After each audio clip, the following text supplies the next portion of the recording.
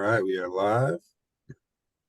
I'll be checking the attendees, keeping tabs. Okay, we're getting some attendees now. We Let me are. open up the chat as well. All right, we'll probably give it about 45 seconds to allow some attendees to file in. In the meantime, if you'd like to leave your name, where you're from, what type of business you're in the chat, we'd love to hear it. We'll get started in just a second. I'll get some more attendees. I think I see a name from last week. Lucia. I feel like I recognize John as well, Yep. John Gonzalez. Hello, everyone. We're going to get started in about, let's say, about 30 seconds. If you'd like to leave your name, where you're from, what type of business you're in the chat, we're going to get started. I'll give it about 10 more seconds. Respectful of everyone's time. All right, so let's go ahead and, all right. I think we're going to go ahead and get started. So good evening, everyone. I'm Joseph Cordova, Program Coordinator with the Sacramento Valley SBDC. I'll be manning the chat and the Q&A today. I just want to go over some housekeeping. Please use that Q&A box if you have any questions. The chat function, if you feel more comfortable, it's a little bit easier to organize when it's in the Q&A, so we prefer the Q&A.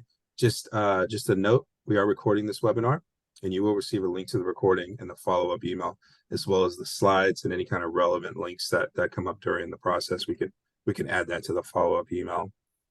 Okay, so what I'm going to do now, I'm going to throw it over to our host today, John Goldberg. He's the SBDC advisor. John, take it away.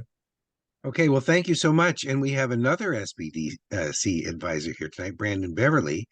And Brandon has expertise in finance, which is very helpful. And he's going to be speaking a little later. And so, Brandon, thank you very much for doing this. Thank you, John. Thank you, Joseph. And I want to know, Brandon, where Brandon got his sweater, because I love turtlenecks, as you can see. Okay, so I've got my thing up here, and I'm going to share the screen and turn the slideshow on and get the faces out of the way and get the floating meeting controls out of the way. And then, whoops, what happened? Hold on one second. Just moving everything out of my way so I can see what's going on. Okay, so this is the third, we'll go over the schedule, but this is the third session of starting your business, which is put on by the Sacramento Valley SBDC, Small Business Development Center, the Yuba-Sutter Chamber of Commerce, the Yuba-Sutter Economic Development Corporation, and Yuba County Enterprise Solutions. So, you know, if there's that many sponsors, it's got to be a good thing, right? So something I mentioned I'm not going to read the whole thing, but just know that I am not a CPA. I'm not a lawyer. I do not have significant financial expertise. I'm more in the business planning and marketing part of business advising. Brandon certainly has more financial advice than I do to give, and he will be talking about that a little later.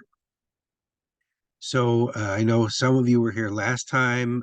People come in and out, you know, so we've got some people who come one time, they go 5 times or so, anywhere in between. But this is every Wednesday until November 8th. So we started with starting your business, which was mostly like, you know, like which form of business and getting your business license and stuff like that. Last week it was business planning, so that had to do with, you know, developing a plan for your business. And then tonight is financing your business. And the next 2 sessions are marketing and more on finance at the very end of the course. And anywhere along the way, I think Joseph mentioned this, but anywhere along the way, if anybody has a question or concern, please put it. If it's just, you know, to get answered, put it in the Q&A. But if there's something you want to tell everybody, like where you live and your business and stuff, you can do that in the chat. So agenda for tonight. So we're going to cover key funding questions you need to answer, and that's actually going to be a couple of poll questions, and then an overview of the Small Business Administration, microloans, and alternative lending, and then we're going to get into what we call the 5 C's of credit. You'll know about that in a little while. An introduction to equity funding from investors, and crowdfunding in general. And I think that's it.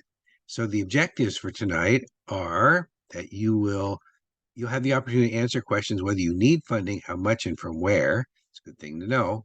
Understand the most common forms of funding and your pros and cons and what's required for each of them. And learn how to get funding from private investors and learn how to control the power of the crowd through crowdfunding. So your questions are welcomed, encouraged, and valued. So please do feel free to put them in the Q&A if you want an answer from us, or in the chat if you want to, communicate with everybody about something. Okay, so here's some key funding questions that you need to answer. So, is there a poll here or a little later, Joseph? Yeah, I can launch the poll. There's a Oh, poll okay, now. terrific. So will your company need funding now or within the next 2 years? Yes or no? And then how much money will you need? We started it at 10,000, went to 50. As you can see, the categories go all the way up to $500,000 and above. So please take just a moment and make your choices. So somebody needs a lot of money and somebody needs a lot less money. That's how far we are so far. And somebody doesn't need any money.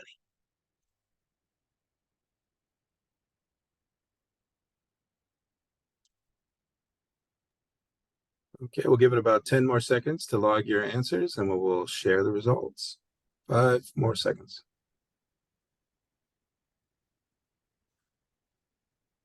All right, so I'm going to go ahead and end it now and share results. Okay, terrific. So what we see is 3 out of 4, so 3/4 of the people who answered do need money for their business. That's very common. People need the money. Sometimes people bootstrap the money, or maybe they're not planning it to open the next 2 years. And most people do need relatively small amounts of money for their business. In this case, it's 10 to 50,000. That's 3 out of 4. And then one person needs a whole lot of money. And of course, obviously, getting a lot is usually harder than getting a little, but for a good business, there are probably ways to do that, which we're going to talk about. So I'm going to go ahead and stop sharing that. And okay, so those are the questions, and thank you for your answers. That helps us think about what you need and how to help you get what you need. So there are some misconceptions about funding, and this is one of them. If I'm a talented entrepreneur with a great idea, of course someone will fund me. Nobody funds great ideas. They fund products and services. They fund a track record. They don't just fund, because somebody's a good person with a good idea. Okay, so let's talk about loans. We're going to talk about Small Business Administration guaranteed loans, microloans, and alternative lending. So let's take a look at those. So an SBA guaranteed loan. So the idea here is, if you get one of those loans, if you fail to repay the loan, the lender can get 85% of the outstanding loan balance, like whatever's left on the loan balance, from the SBA. So that's a great thing for lenders.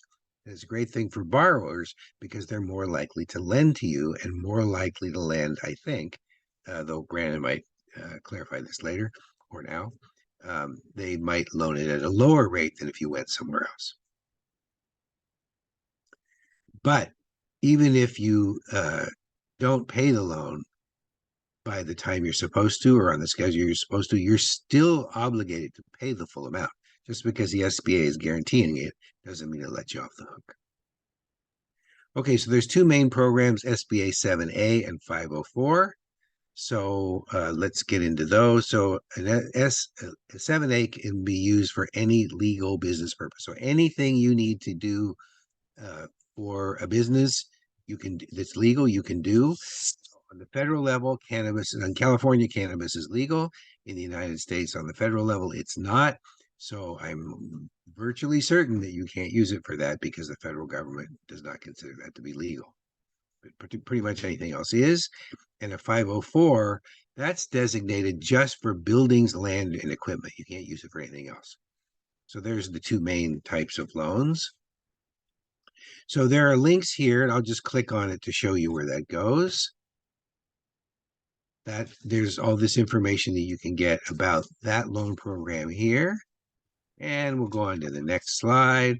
And there's the 504. And there's the information about the 504 loan program. So Hey, John, later. Yes, if I can say something, I think sure, it's please. beneficial. I heard from the SBA themselves, and it's something I've kind of stolen. There's a lot of information out there right now, SBA loans and an importance. So a lot of clients that come to me personally say, I'd like an SBA loan. I explained to them the SBA loan in lay terms. A lender is going to try and put you in what we call a box. Okay. So if you think of a proverbial box, and my joke is not everyone's a contortionist, so we can't fit into these small boxes. So the SBA has standards that typically are going to be a little more looser, if you will say, at an underwriting standpoint. So the approval is a little easier to get into. And now the risk mitigation for the lender is that they can recoup the 85% from the SBA. So I make the comparison because I think we know mortgages a little better, kind of like a VA loan or something to that effect, where the VA is going to back a certain percentage of that loan amount. I think the key takeaway, though, is when you're shopping for a loan, you're going to try and just find the overall best package that's going to provide you with the best interest rate, and understanding and knowing that the SBA typically has some good packages. But at the end of the day, you're going to want to see what all of your options are, but thinking of it as a box. And so not all of us can fit the small box. The box is a little larger, so it may be a little bit easier for you. So, Okay. Okay. Thank you so much. Okay. So there are also loan programs from the big banks. Wells Fargo is one, and there's links to each of these, and it goes straight to their small business lending thing, so you don't have to go search around for it. So there's the one for Wells Fargo, there's the one for Bank of America, and we got one here from Chase. And actually, we were going to have a guest speaker tonight from, hold on, from River Valley Community Bank up your way, but unfortunately he was not able to make it. But I just want to point out that there are big banks, there are small banks, there's some credit unions, etc. And there are also some online lenders. So here's one called Lendio right here. Gives you the link to that. And just like Brandon said, you just want to look for what's the best deal for you, right? Oops, I made a big mistake there. I got to go back over here. Hold on. Sometimes it lags and then you click twice and it goes away. So let me get back to SBDC, get down to Yuba, get to the financing your business. Let me get this out of my way. Drag it over so I can find it easy later. Come on. And get down to that slide. There we go. Okay, and then there's another one called Funding Circle. And that's the link to Funding Circle. So these are lenders who are glad to loan to people who they think are going to be able to pay back their loan. Okay, there's also microloans. So if you want a really small, if you only need a small amount of money, you can get it from nonprofit lenders. And so, for example, so they had 3 out of 4 of you could possibly get those kinds of loans. And the average loan is 15,000, and that was, sort of on the lower end of what you listed in your range, but that's a possibility for some of you. You have to have solid credit, usually a 680 credit score or higher, which is quite solid. And I think in the last session I think we might talk about credit repair in the last session in case people need that. And then some form of monthly cash flow. You either have a part-time job, a full-time job, if you don't already have business income. And so here's an example. I don't know if we've got others, but this is one called Working Solutions, and the link is there to that. So you can see about nonprofit lending for your business in relatively small amounts. Okay, there's also high interest debt.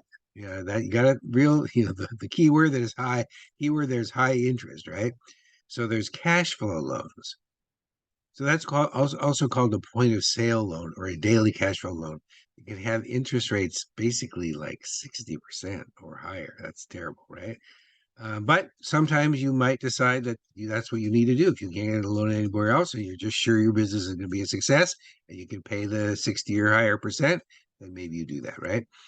And restaurants and retail operations are prime targets because there's always money. If they're operating well, there's always money coming in, and so they can pay off the debt. It's really easy and convenient and easy to qualify because they got these high rates, right? If some of them default, they're still making a ton of money because they're getting 60%. These, I'd like to chime in, John. These Yeah. ones are very dangerous loans, as you already know. If an individual comes to us as a startup, it's probably going to be not. I would say there'd be some very unique situations if we were to ever refer a high interest debt type situation. Most of the time, a line of credit would probably be most appropriate in these types of situations for if anyone's running a restaurant or retail to kind of even out the cash flow itself. But there are these loans, and just to kind of explain how some of how they kind of work. If they're going to look at how much, as it says, a cash flow, how much your daily is, how much is coming in from sales, and calculate through their own in-house proprietary formulas how much they think they should lend to you. I mean, that kind of may keep the doors open. Some of the other options we've seen are probably going to be a little more applicable to a general populace. So I'd like to put that out. As we saw in the former one, looking at nonprofits, or what we call a potentially a CDFI, community development financial institution, is going to be more of a viable option. But this is one of the options within the array. So I know the idea here is just to kind of present you with the different options that are there within the landscape. And of course, if any of you have questions now or later, you can consult with us and kind of delve deeper into which one product would best benefit you in your unique situation. Thanks. And yeah, just to keep in mind, the other lending institutions, the rate's going to be more like 10% as opposed to 60%. So this is like if you don't have another option, right? A better option. So one of them is called Blue Vine. There it is right there. And another one. And look how happy they are. I'm going to pay you 60% and I'm happy, right? And then I think we've got another one on here, On Deck. That's another one right there. There you go. Apply now, right? They want to get you right in. Okay. And then here's a review of Blue Vine, because just the kinds of things that Brandon was talking about, it's, there's a concern there, right? So there's several, so they're talking about their take, right? So, the pros and cons. So you got to think about, the pros and cons, right? So that's enough of that. You can read that on your own if you want to, because you will get a copy of these slides. There we go. Oops. I don't know if I skipped a slide. I did not. Okay, and then this is another, was this another poll? Yep. I'm going to go ahead and launch that now. Terrific. Okay, so do banks make startup loans? Yes, no, or it depends and depends. Well, you can't really answer depends on what, unless you put that in the chat. So please go ahead and pick yes, no, or depends. And if you pick depends, it'd be great if you could type something in the chat to say what you think it depends on. So do banks make loans to startups? And then if they're, Joseph, if anybody types what they say it depends on, let's hear what that is. Yeah. All right. So we'll give it like another 10 seconds if anyone would like to answer the poll.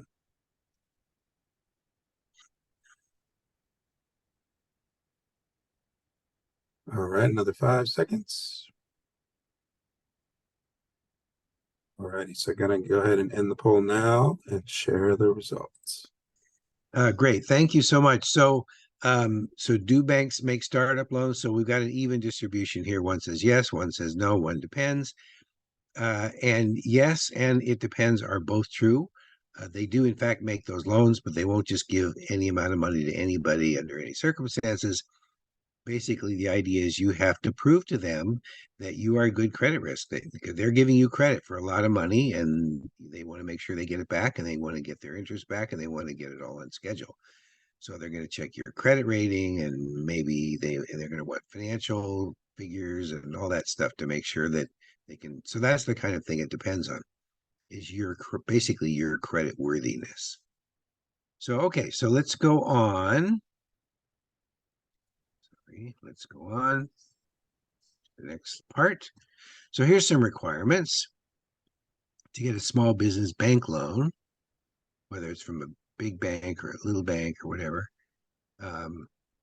Okay, so you need a business plan. That's what we covered last week. You might need 5 years of financial projections. You will probably need great credit, 700 or above. So that's a little higher. Excuse me. Solid industry experience and cash equivalent collateral. So I want to talk about those last two for just a moment.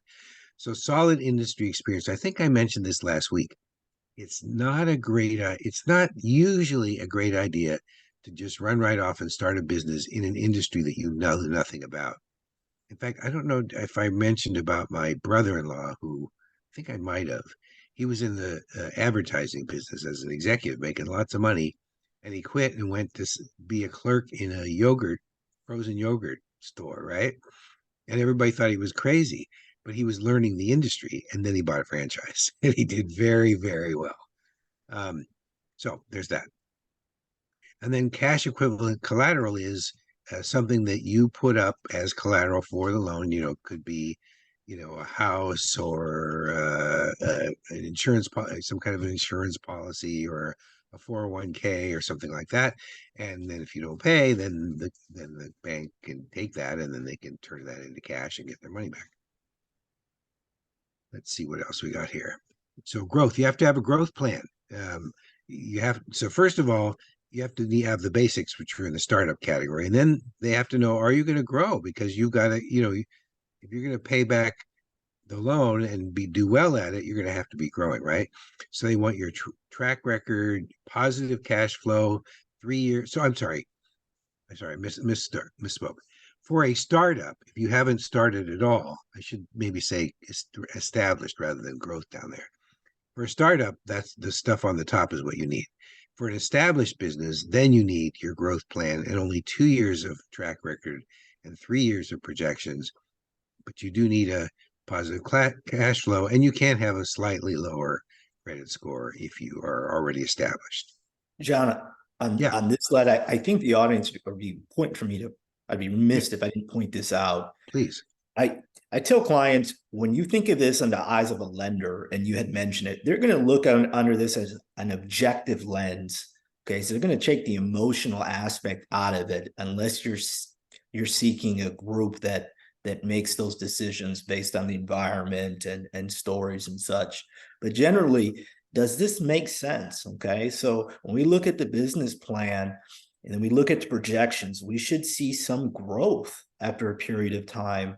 The more aggressive, the larger loan you're looking for should generally see a larger growth over a period of time, depending on the industry. So I see someone here says you're an engineering consultant that may need some heavy capital up front because maybe of the workforce and different situations, but generally that's what they're looking for. So that those projections are going to show what the business plan is, what activities a business plan are going to come into. So I tell clients the business plans first, but then we go into the projections because that's going to actually it's going to capture, those activities that are in the business plan on that projections. One thing you can take note on, the risk is lower for a growth. If you're in a growth or an established business, by then you're showing that you're typically making profit and you're having some sales, or at least you're making sales and will hit profitability within a reasonable amount of time. And it's going to take into account why the credit score is lower, why the projections, there's a shorter window on the projections that they need, the financial track. So it does become easier. I think we need to acknowledge that the hardest part is going to be that first startup, that loan, or achieving a loan or some form of line of credit on the front end. And so we can help you with these. As John mentioned, he can do that business plan. You can come and see me. We can do those projections. I will say, while these are really good benchmarks, each lender is going to be different. One website John had a link to that you'll have here is going to be nerdwallet.com. I really like that website. they'll give you an idea or a general what they call underwriting guidelines. And so some of them, the startup may be 700 plus, but you may find what I referred to earlier, CDFI. Someone maybe such as California Capital, I know is underwriting some of my clients in their 640s, 650s. So there's not real hard limits. I think the best thing we need to take away is we need to come up with these products, good business plan, good projections. We need to make sure we look at our credit and then approach lenders and have these personal one-on-one conversations. Am I an applicant that that you would think about doing business with without even putting the application? You can speak to them. And so just realizing there's some of this, there's not hard, fast rules for. We're working in more generalities. Now, if a client came in at 500 credit score, we would say no. But if you're coming in at 670 and a growth and it says 680, I still think that's something that we could have the conversation on.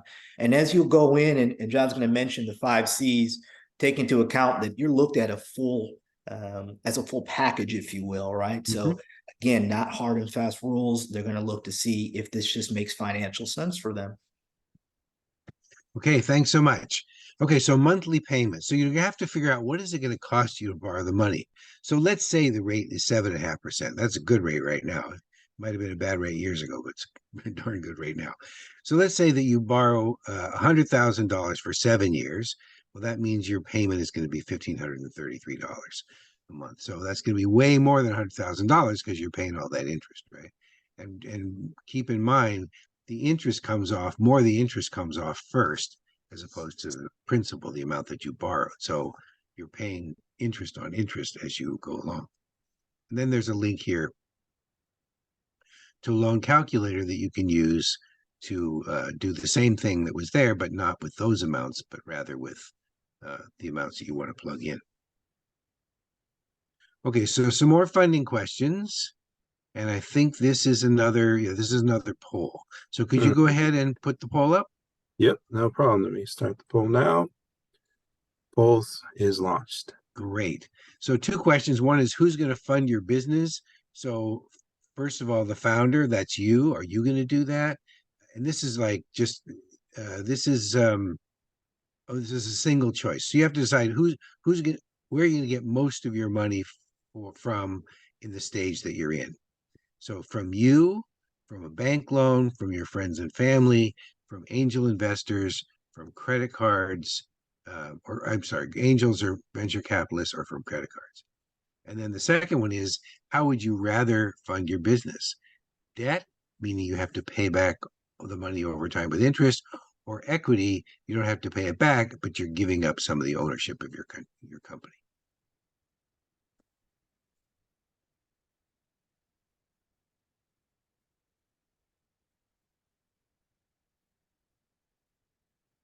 All right, give it about another 10 seconds to log your answers.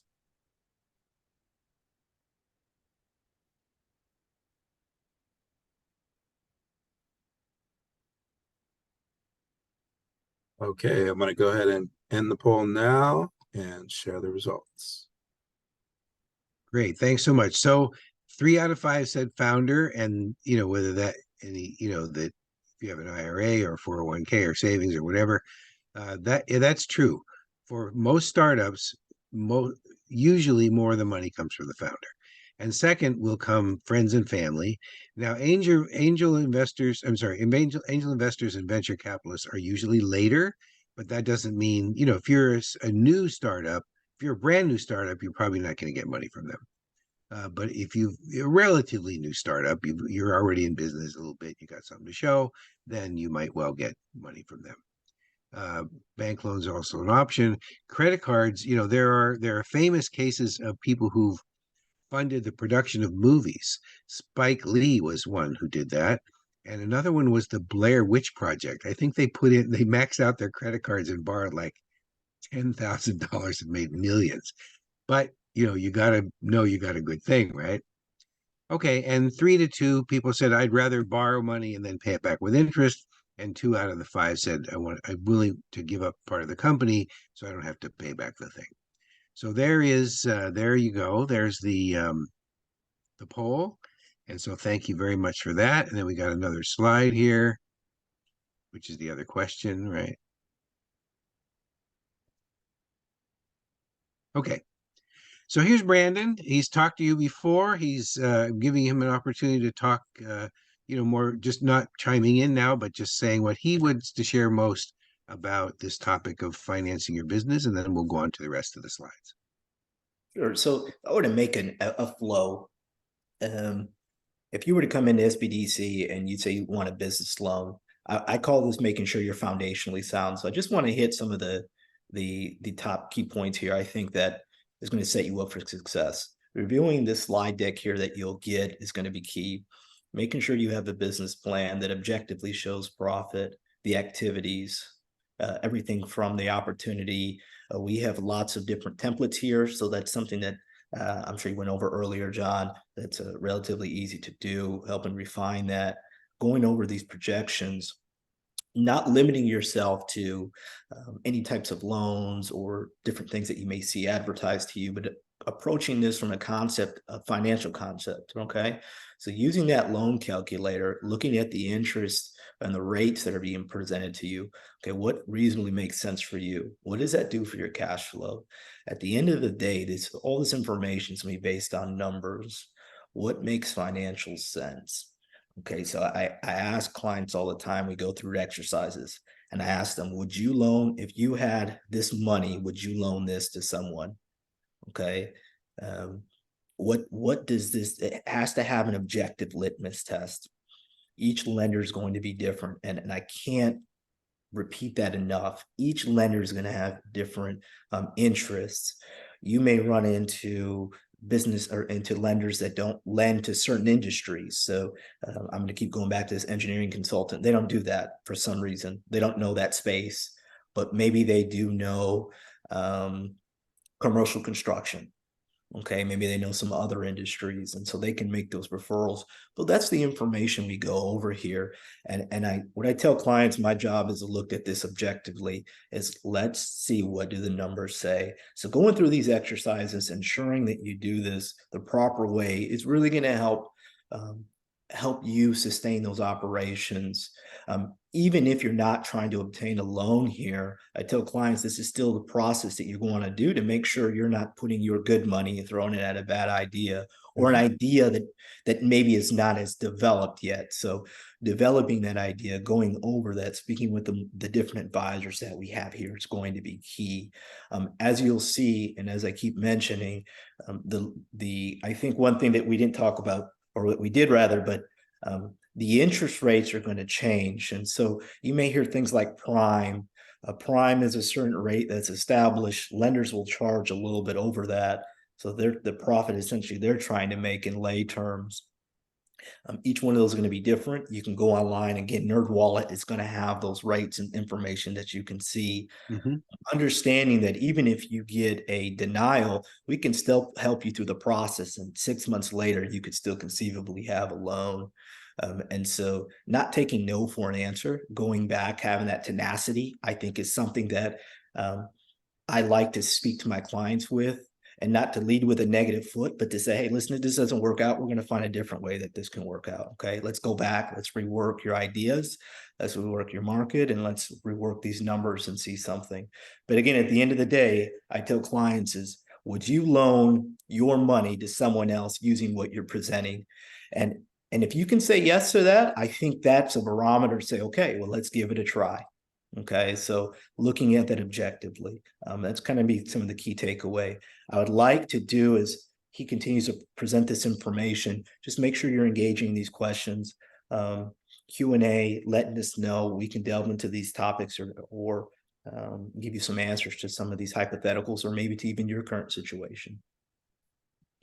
Great. Well, Brandon, thanks so much. And I want to point out that the link up there where his name is, that goes to the part of the Sacramento Valley SBDC site that has all the business advisors listed there. So you'll find Brandon, you'll find me, you'll find others. And this is only a part of the description, his description on that site. And so what you can do is you'll see what the expertise is of the people there. You will not see me doing anything about creating generational wealth, because I have minimal expertise in that, but yeah, I do help people with business planning. So you might find that, for example, in mine. There's about 15 business advisors And depending on what you say you need in the intake, that's how you'll be assigned to an advisor. Okay, so moving on. Okay, so one of the things you need to do is get a business checking account, because most organizations a bank won't give you any money. For example, if you don't have an investor or whatever, they won't give you money if you don't have a business checking account. My company had a business checking account in Silicon Valley Bank, which went bankrupt. So it was a scary time. We got all our money, but it wasn't a problem. But it was a scary time. I'll tell you that. Okay. Anyway, so if you don't have your last name in the name of the business, then you need, or at least in a sole proprietorship, then you need a fictitious business name, or otherwise known as a doing business as, or a DBA. And so I've got the links here for the information about the Sutter County DBA. There you go. And the Yuba County DBA. Let's see what else. So you cannot open a business checking until you can do it if you have your last name in there, and if you don't, then you have to have a DBA. And the thing is, you have to, when you file your copy of your statement, you have to publish it in what's called a local newspaper of general circulation. And this is a specific thing, right? Like lots of newspapers, they have to go, I think, to the court or to the county, some office in the county, and they have to be determined to be a newspaper general circulation. And they do that because they get lots and lots of business. For example, not only the DBAs, but for example, if you want to change your name, maybe divorces are filed there, but but you have to publish it. And the reason why is so people can know, in the case of a DBA, so people can know who is it that I'm dealing with here, right? Because if you've got, ABC lending, for example, you're one of these online lenders or you're a microloan lender, whatever, nobody knows who that is. So you should close your door. You don't have any way of finding them, right? So at least their name is in there. You got some way of finding who they are. And if their name is not, then they've got this thing and they got to run it for like a week or a couple weeks or something. And then, you can always track down in previous editions of these newspapers who exactly that was that filed that DBA. Okay, so this is a very important part. This is called the 5 C's of credit. Here they are. Capacity, I'll go into them in detail. Capital, character, collateral, and conditions, which includes market demand, climate for business, industry. We'll talk about those. So here we go. Capacity. It's your ability to repay the monthly debt obligations with a current source of income or cash flow. So in other words, if you're not making any money, then they're going to say you don't have, you can be from a job. It doesn't have to be from your business. But if they say if you're not making money, then you're not going to be able. We can't count on you to be able to pay the loan. And so they look at revenue, expenses, free cash flow, your tax returns and profit and loss statements to find out whether or not you have the financial capacity to repay the loan. Then there's capital. That's the cash you put down to start your business. No bank, I don't think any bank will finance 100% of your startup. So usually they expect you to put in 15 to 25%. So it's interesting that I think more people than others said the founder needs to put money down. Usually they do. And they might, if you got rich relatives, rich, really good friends, that could work out for you too. But they want to know that, you got skin in the game. Character. So what character is about is who you are as a borrower. And that's mostly going to be from your credit report, which is why your credit score is so important. And the lender wants to see you have a track record of meeting all of your commitments on time as agreed. And I just want to point out to you, it's very, very important to make sure that you're always paying your debts on schedule. Just, I don't know if I mentioned this before, but just a little story if I haven't. So there was some deal on an Amazon credit card, and you'd get, I don't know, hundreds of dollars of like a, whatever you call it, a coupon, or whatever you call it, a discount or something on Amazon, if you got it. And I got it. But I also had a gift card at the time, a sort of a big gift card. And so I thought I was paying my Amazon bill with my gift card, but I wasn't. I was paying it with my Amazon credit card, and I wasn't receiving statements. And so I got behind. And what do you know? It is on my credit record, on my credit report. And I only missed a couple of months. It wasn't a lot of money. It was really not very much money at all, but it's on there. And because it's Synchrony Bank, but it's listed as Amazon/Synchrony. So all the rest of my credit is great. All the other reports are great, all in the black. This one's in the red, and it's the first one. And I think I got it. Is that right, Brandon? It stays on there for 7 years. It does. So what I'll tell clients, and we can go over this further in the credit, you have a credit score section, checking your credit, audit your credit. I look at mine once a month.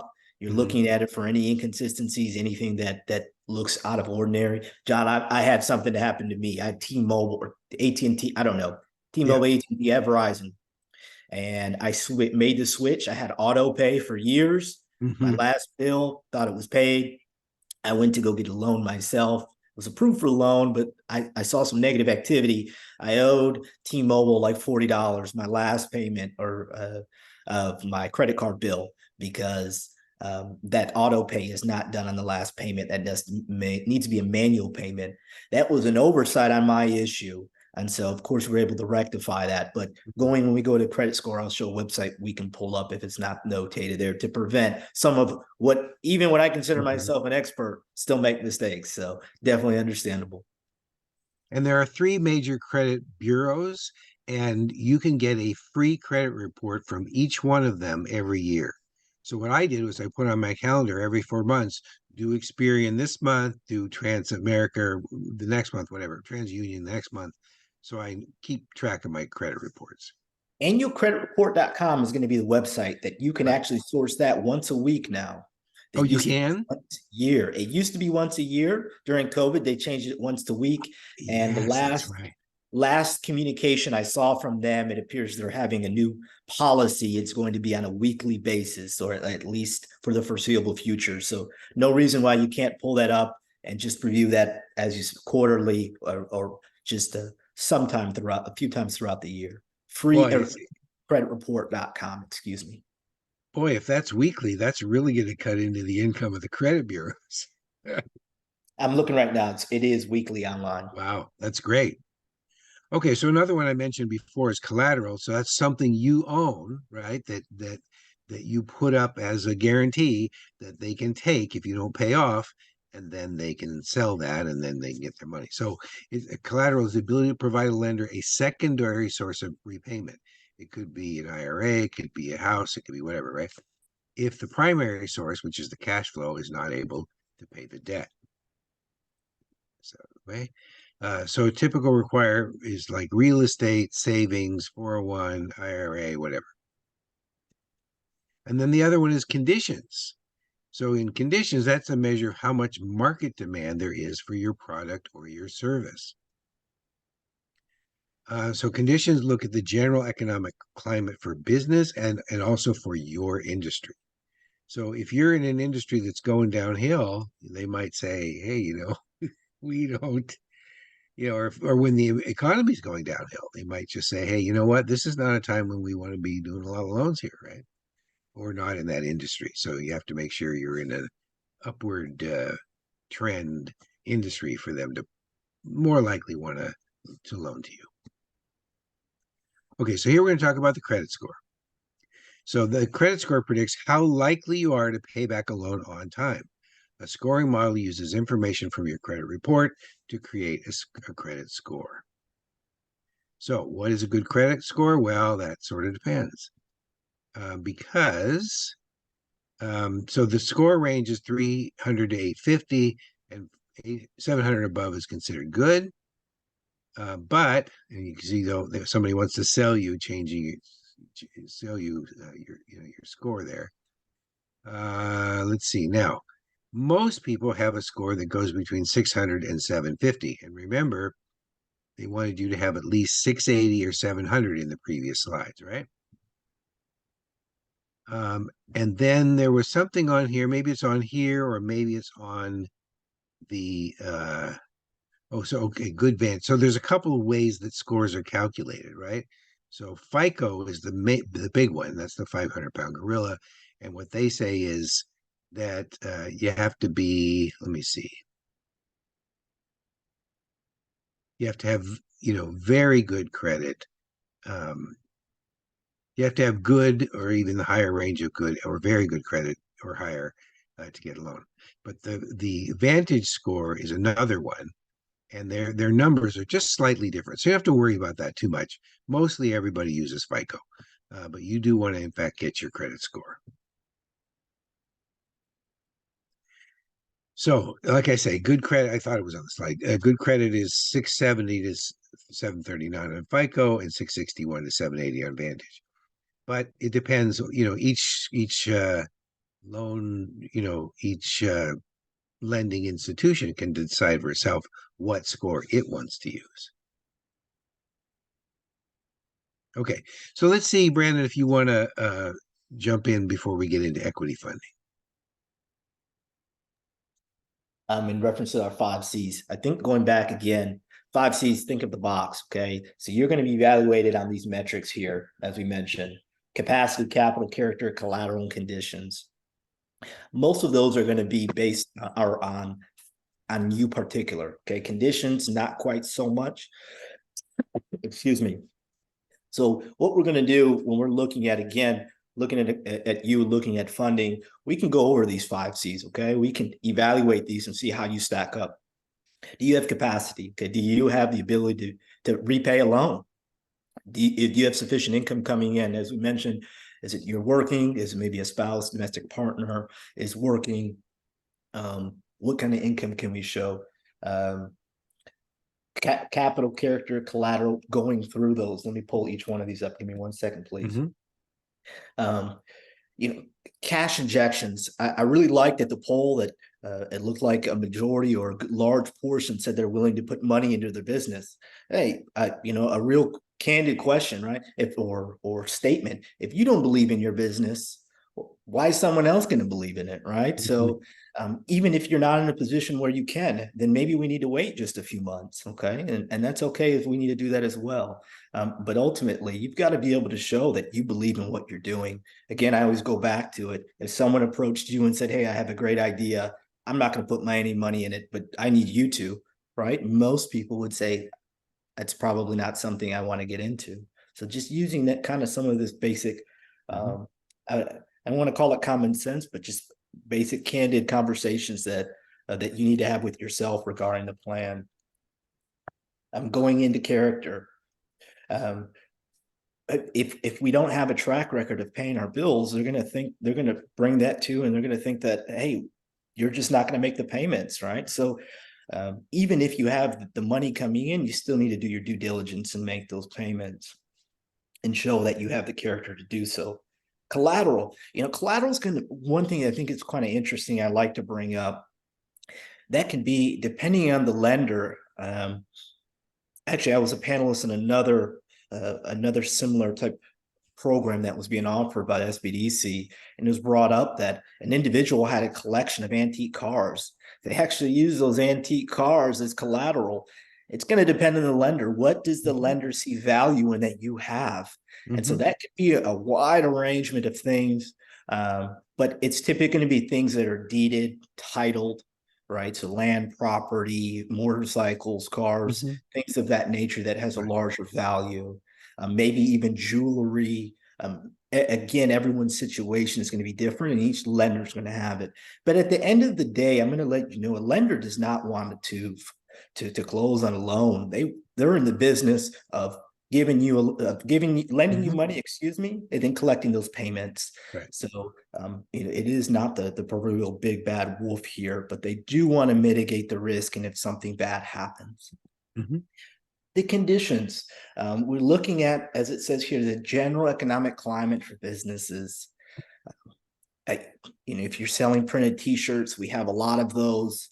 Probably not going to get a $500,000 loan for those. So, those are kind of some of the things that I see as big takeaways. But again, the credit score, John went over the credit score really, really well.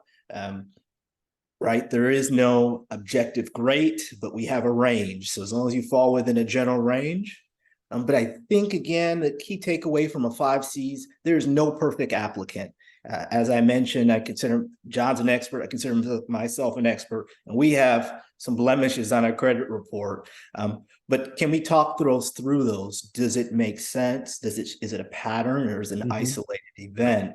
And so that's what they're going to look for. They're not looking for the perfect candidate.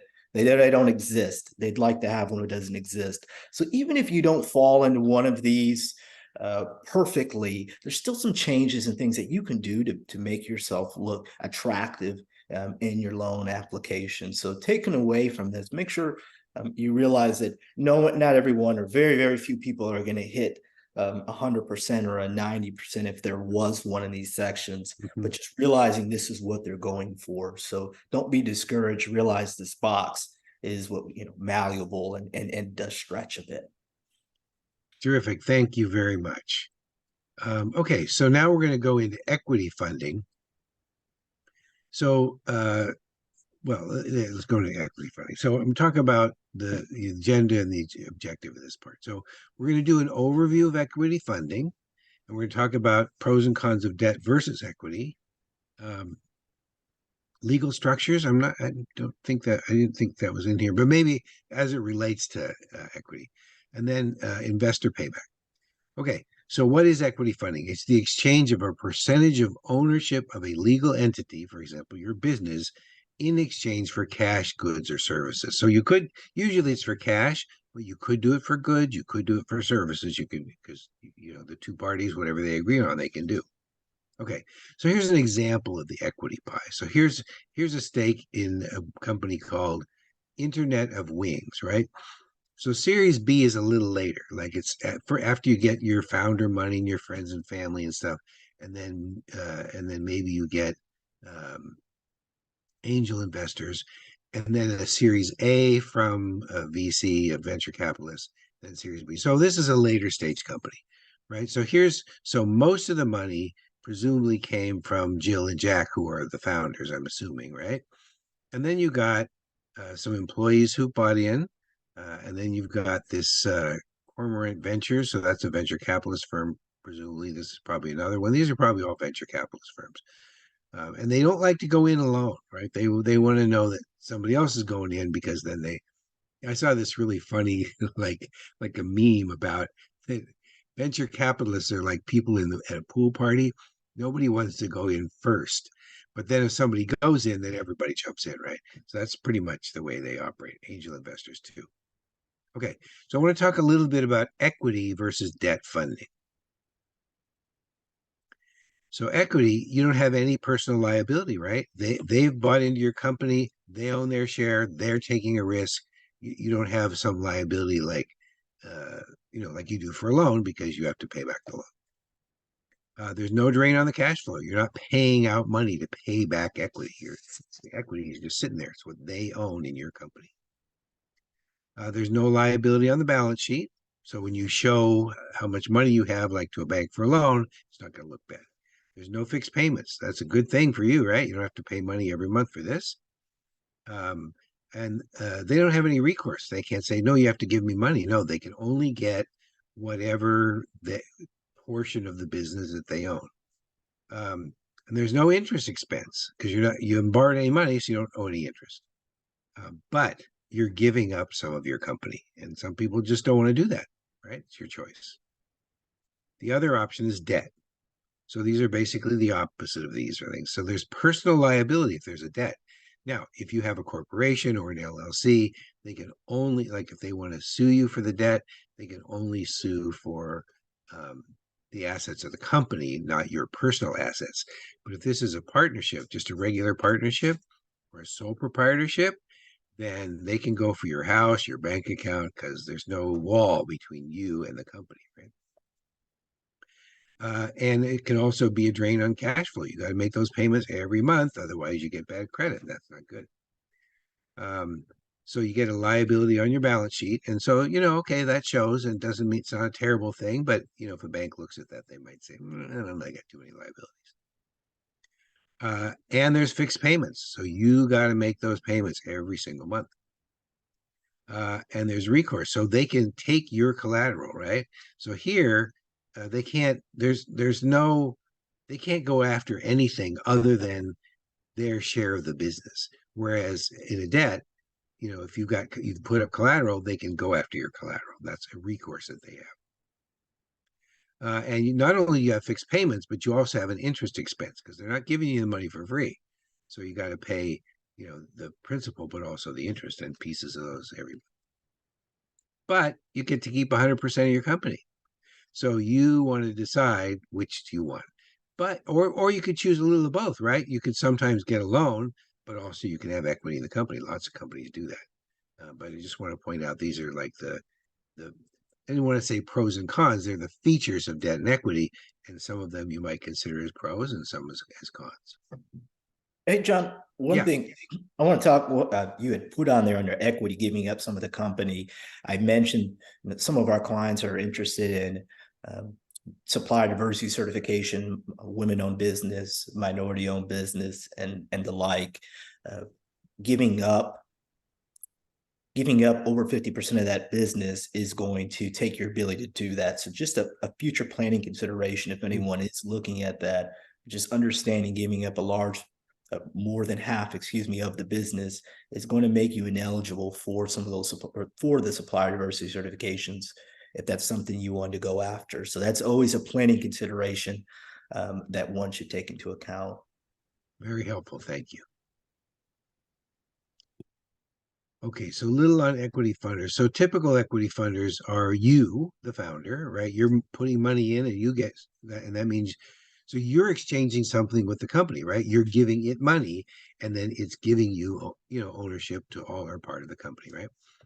And sometimes they don't just say friends and family. Sometimes they say friends, family, and fools, right? If you can get somebody to give you money, even though it's not a good idea, like, that could be good for you and not so good for them. So angel investors, and I want to see, so these are early stage private individual, usually individual investors. Sometimes there's some institutions that do this. They're angels because they're early stage, right? So let me just show you. This is a list of angel investor organizations. And as you can see, there are, maybe you have to sign up to get a hold. There's 252 angel investor organizations in the country. I'm sorry, some of them are outside the country.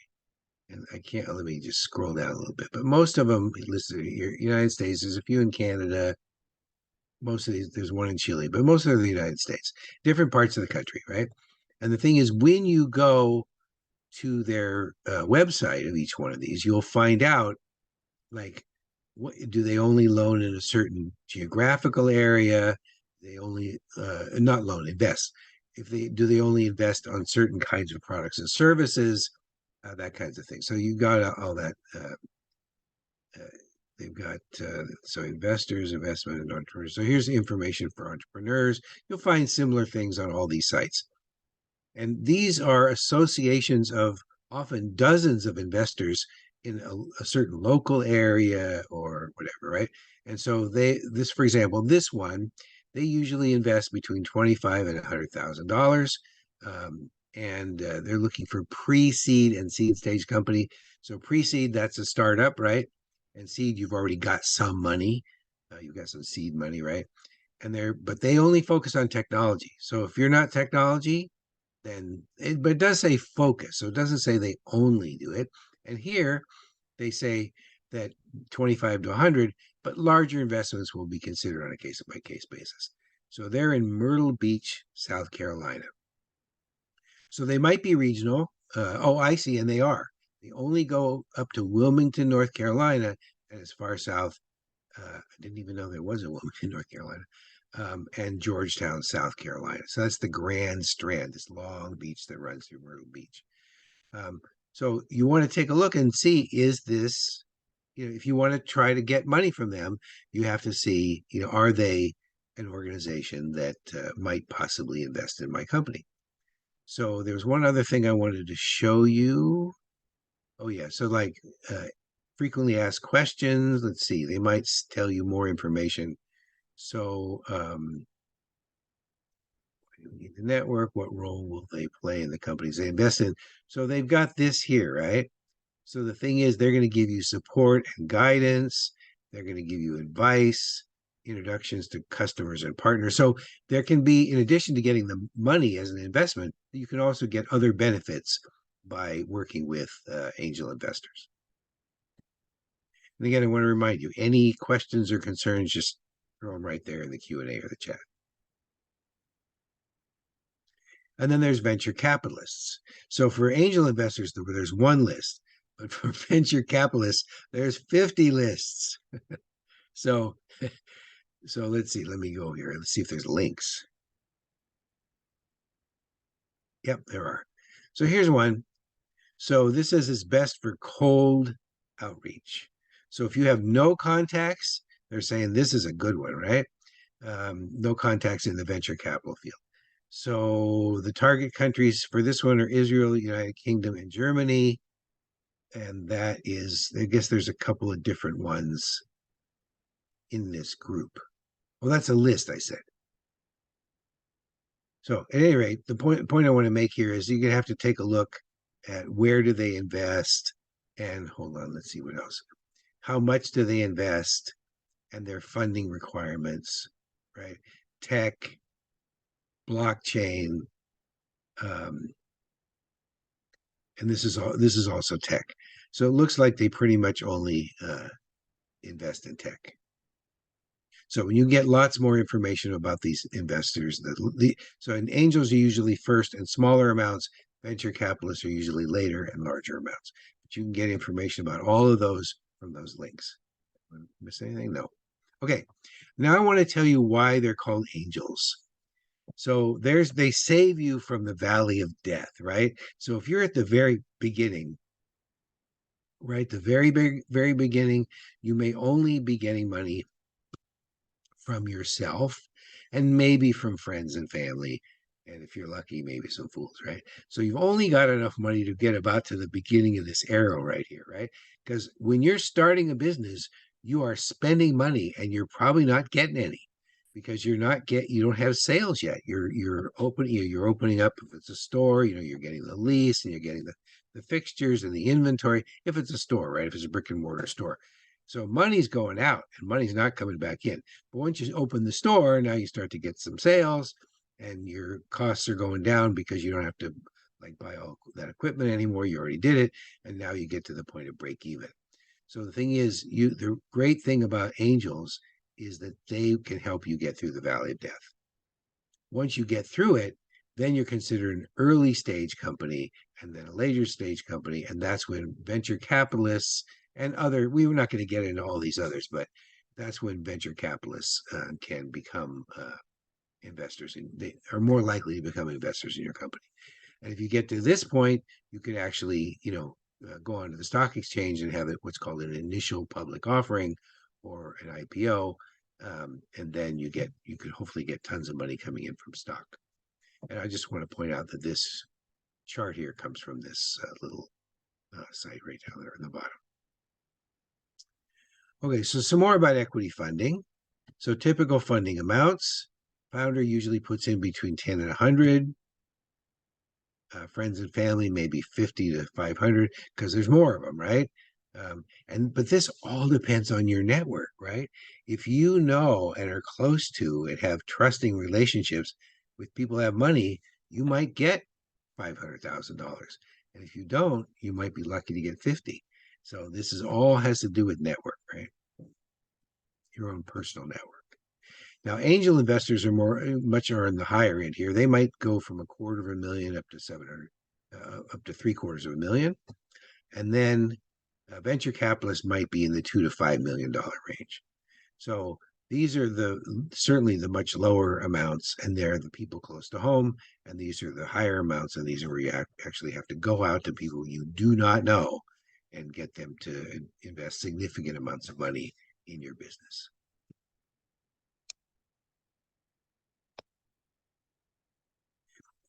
So you can get money from equity funding if you're a sole proprietorship, but you have to have a DBA, right? If your name is not in it. You can also be an LLC. So there's a couple of sites here, LegalZoom and Nolo, Nolo. LegalZoom is a newer company. And here you go. You've got, you can use LegalZoom as a portal, and then you could do it as the simplest possible thing for an LLC, and maybe you don't have to pay for it, maybe, and the state filing fees. And a corporation, you can do a corporation starting from $149, and then whatever state filing fees there are. And then you got some other stuff here. There's a nonprofit, there's a DBA, so that's $99 in state filing, or not, is it state filing fees? It's not, it's county filing fees, at least in California. Okay, and then Nolo, they're a much older company. They started out decades ago. Their very first book was called How to Do Your Own Divorce in California. And it was wildly, it was like in the 70s or something, wildly successful. And they said, let's write more books. And now they've got just tons of stuff now, right? So if you would put in here LLC, and then you search, and you will find a book which you can buy for about $20 that tells you whether or not you should be an LLC or a corporation.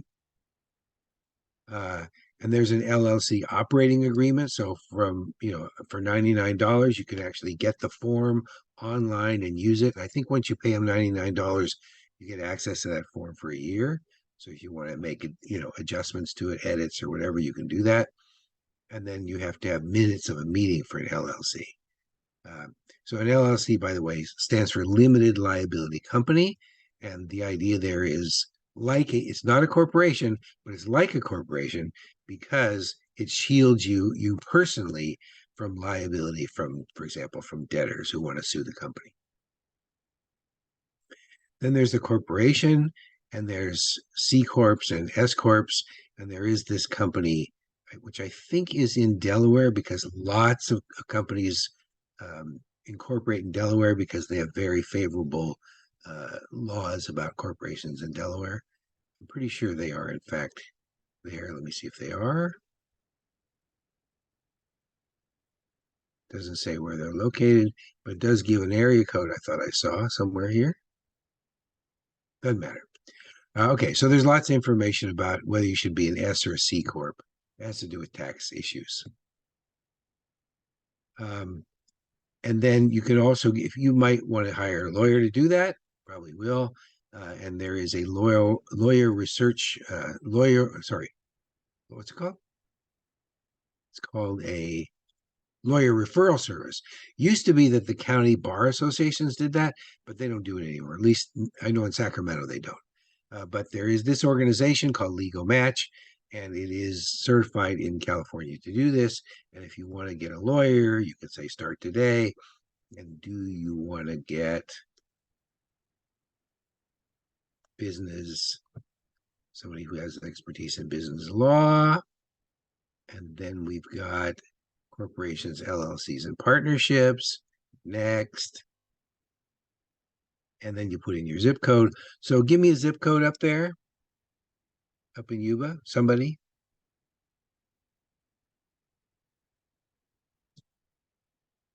$95993. 95993. Well, let's see if there's anybody you know.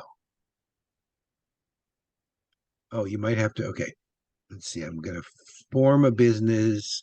I'm going to do an LLC. And let's say you understand. I have a couple of questions, okay? Oh, now, no, you're not going to see a list, and at least until you do all this. And then it might be that you don't ever see the list. Maybe some lawyers contact you. I don't know. But that's a way that is a way. If you don't have another way to find a lawyer, that's a way to do that. But the host organizations of this series, this training series, in the Yuba-Sutter area, they can help you. I'm sure certainly the Chamber of Commerce can help you find a lawyer because you've got to have lawyers as members. General partnership is very much like a sole proprietorship. The main difference is there's two or more partners as opposed to just being one person, right? And they are all liable. Oh, not only are they all liable for the business expenses, but each partner is liable for the other partner's deeds in the business, their actions in the business. So you want to make sure you know the person well that you're getting into partnership and it's somebody you can trust. Okay, and then there's a question about whether to incorporate in Delaware or California, and you should definitely talk with a corporate attorney about that. My company did it in Delaware because it's supposed to be better there. But then we had to file in California too, so it was more of an expense for us. But anyway, that's the case there. Okay. Oh, and is this a poll, Joseph? I don't believe this one is set up as a poll. Okay, thanks. Okay, so how do investors get paid back? So here's the answer. So either they get paid back when you sell the company, right? Because let's say you sell the company for $1 million and there's no debt, and they have 10% ownership, so they get $100,000. Or by distributing the profits every year. So at the end of the year, you do your profit and loss statement, and you know how much you made, and maybe you pay your taxes, and then after that, then whatever's left over, it's profit, then you distribute that, unless there's some agreement by the board, if there's a board, to reinvest some of that money. But if you don't, then you have to give your investors, the parts of and that's probably in the agreement that you make with the investors, like how much could you reinvest, how much you have to give them, all that kind of stuff. Okay, Brandon, anything you want to say here before we go on?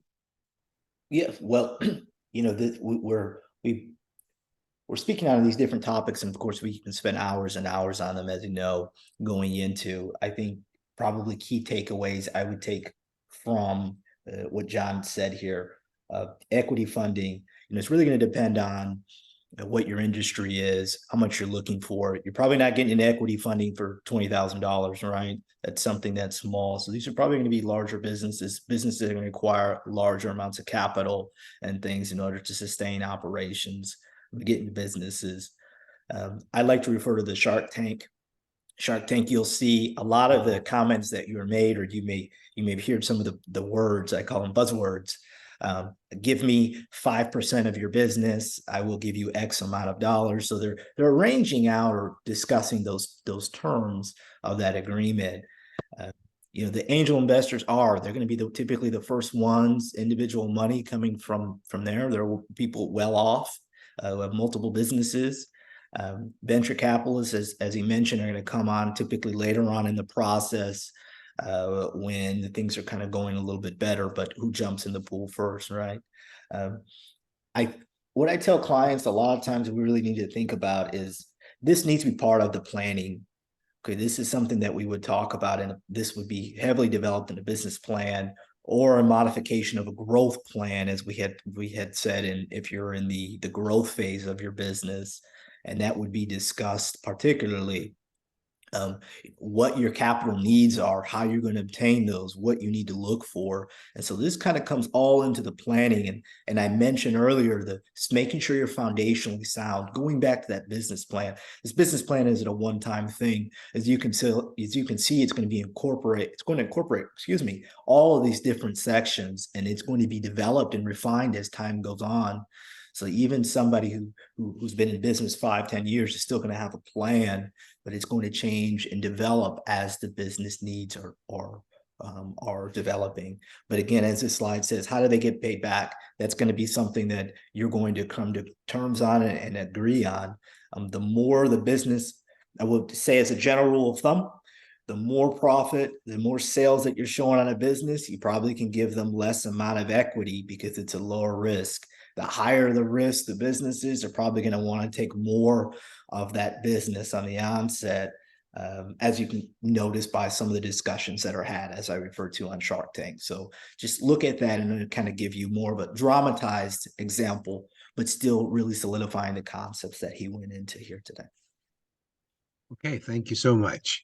Okay, so now we're going to go on to crowdfunding. And there's different kinds of crowdfunding.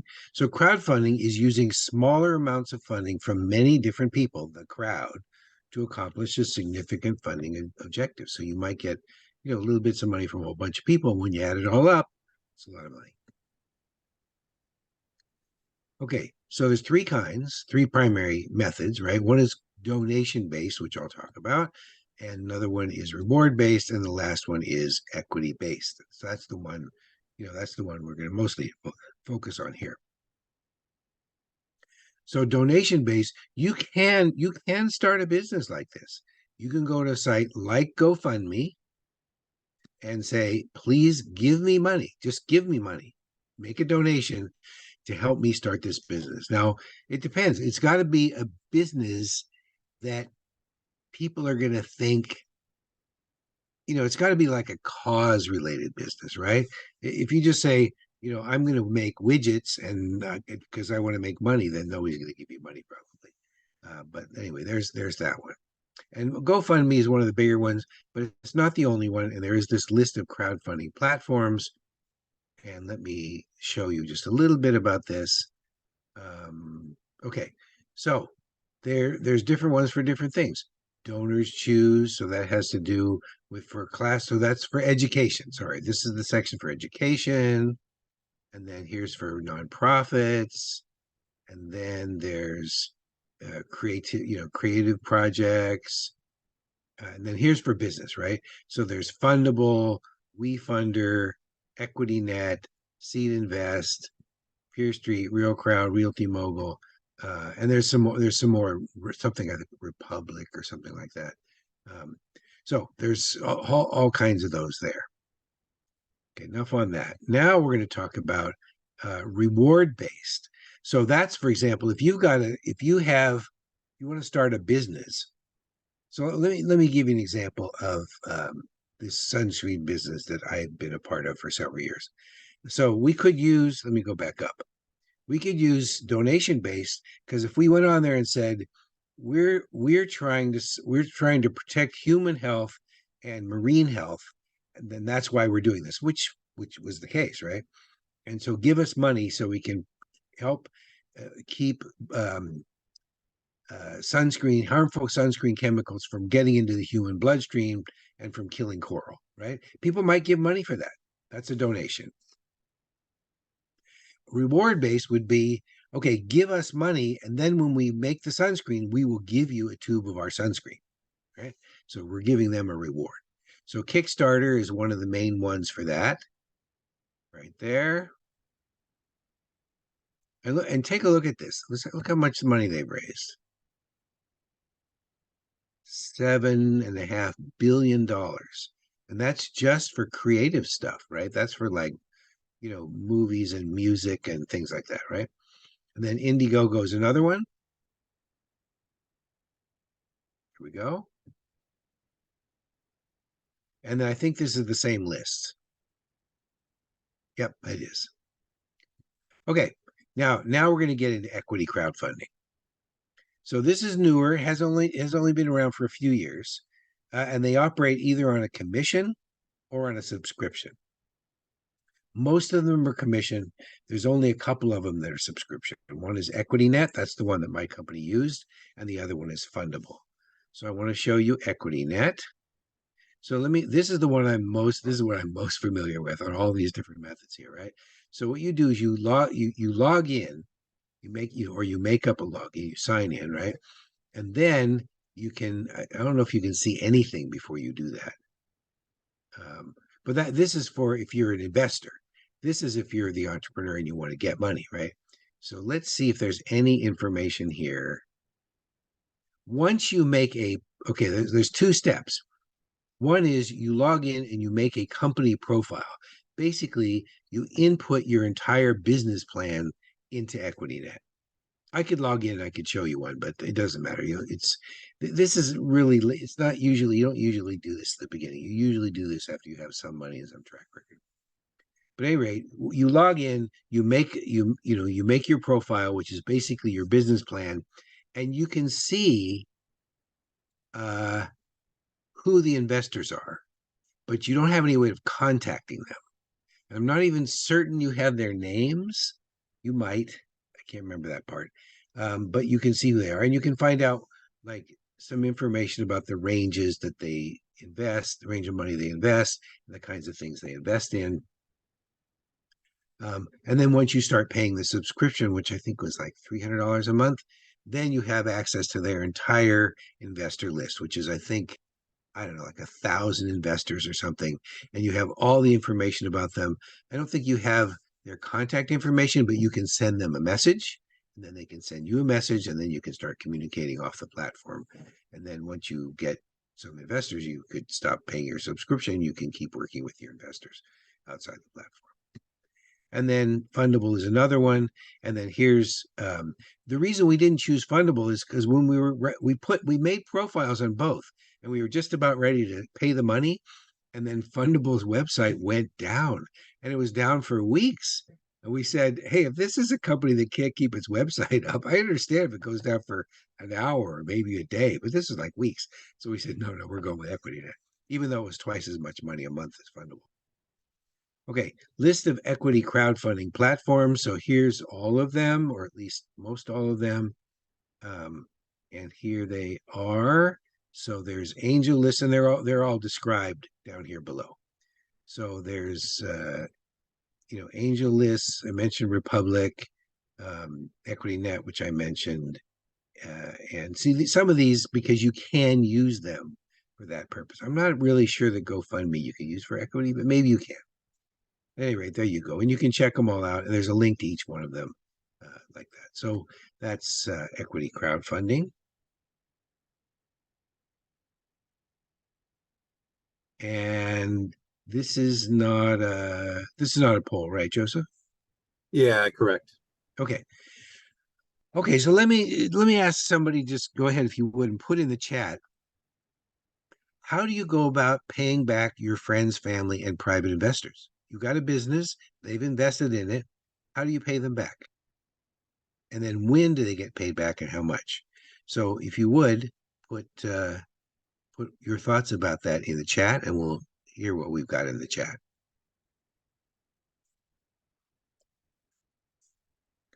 So how would you go about paying back friends and family and other investors?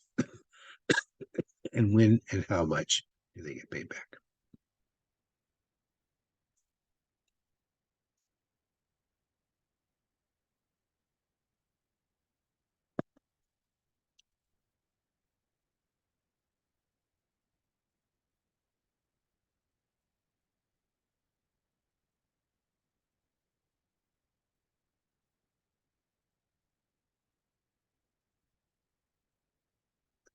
Any answers, Joseph?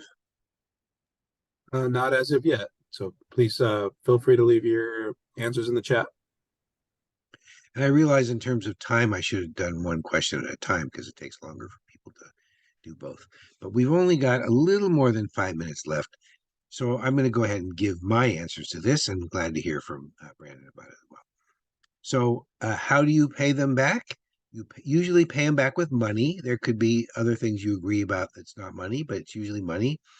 When do they get paid? They either get paid when you sell the business or on an annual basis based on profits. And how much is what you agreed, it's whatever you agreed to, right? They get, usually it's like if they bought, if they invested and bought 10% of your company, then usually they'll get 10% of your profits either annually or when you sell. And you might have some other kind of an agreement, but that's generally how it works. Okay, we are going to wrap up, and I'll still be glad to. Actually, before I do, let's see if Brandon has any final comments, and then we'll hear from Joseph if anybody put anything in the chat. Yeah, if you go back to that last slide, if you don't mind there, John, please. This one? Yes, please. Thank you. How do you pay back your friends' family? I think in practice, I'll tell you generally what happens. They're believing in you, they're believing in your idea. If they lend you money, you're probably going to have you have a good relationship with them built on trust. It's probably not going to be as formal generally, unless the amount is a significant large amount. Again, this is just kind of generally what happens. The private investors is going to be very formal, very legal. And as John said, that's something that's going to be on that sale of that business or within a prescribed time. But typically it's understood that you're seeking money, so they're not going to invest money in your business generally, and then take that cash flow out. So then give you an installment payment that is going to put you in a worse position than where you were in. And so through the projections and such, that's going to really determine. And again, I'll go back to that Shark Tank comment I made. You'll see they'll say, I want X% of your business. I'm going to invest $200,000 and I will start taking profits. And they can even put some contingent, or it'll be contingent upon you making sales in excess of, let's say, $1 million. So they realize they want to keep that money in the business so that it does not put an unnecessary strain on the cash flow. So you'll see some of that in there as well, or you may just see a hard, what I call a drop dead date, which maybe be 24 months, 36 months, or 12 months. Again, this is going to vary greatly on the amount that you need and what the overall financial position, looking at all the financial statements, there's 5 of them that they would make these assessments on. And again, going back to Shark Tank, that's why they go back and they always say, I want to see your financials. What do your financials say? Because they're trying to verify and validate what you're saying. And sometimes those negotiations can change because of that. So just going into this, I think with any type of loan, any type of funding coming from any one of these different types of sources that we've discussed today, understanding it's going to be really based on your particular situation, your business, how much money you need, your industry, locations. And so that's why I tell clients running a business is so personalized and an individual, because of all these different considerations that need to be taken into consideration. Brandon, thank you so much. I'm really grateful for your contribution. I know you have a lot of expertise, and I really appreciate you sharing it. But yeah, of course. Thank you for having me, John. And Joseph, any comments in the chat about these questions here? Yeah, we just got a question Great. from Maria. What Okay. if you are just starting and you don't know the amount you might be making? You don't know the amount you might be making? So I'm guessing like income that's coming into the business. Okay, I'm gonna let Brandon answer that one, and we just have about 1.5 minutes left. Okay, good. So that's a great question, Maria. Keywords I would write down is going to be income statement projections. Okay, so what we were going to look at is the current industry. If you want to type another word you want to look in, is called NAICS code, North American Industry Classification Systems. We're going to do some research to see what others are doing. It's not going to ensure that you're going to do the same, better, or worse, but it gives us a benchmark and gives us an idea. So if I know a 5-year mature business generally has profits of 100,000, I think a startup's probably not going to get 150 the first year. It's possible, but probably highly unlikely. So that would give us the information we need to do industry research. So my response is going to be look up your NAICS code, NAICS, okay? And then you're going to need to do a financial projections with an advisor. And they have those templates to be able to assist you with that easily. Great question. Great. Thanks so much, Brandon, and also Joseph, for all your help with all the logistics of this session. So we covered the big 3 funding sources, which are SBA, equity funding, and crowdfunding. And want to say thank you to everybody who participated. And you can sign up for more SBDC trainings at this site right here. And in addition to that, you can request to work with an SBDC business advisor. All that advice is free. And based on the issue that you present, the questions that you have, you'll be assigned to an advisor. It might be Brandon or me or someone else. And is that the last slide? It is the very last slide. So it is 6:59 Thanks to everybody for your participation. I'm very grateful for you to taking your time and participating in this. I see we have about 9 participants. I think that's what we had last week. Great to have all of you participating, and I hope you have a great week, and I hope to see you next week. All right, everyone. Have a great evening. Thank you for being here. John, I want to give a huge thank you to you, and the same to Brandon. Thank you guys for sharing your expertise with the group. There will be a follow-up email, and you'll have links to the recording, the surveys in the chat. You'll also receive a link to the survey. We'll see you guys next week. Thank you for joining us. Have a great evening. Thank you. Goodbye, everyone. Bye-bye.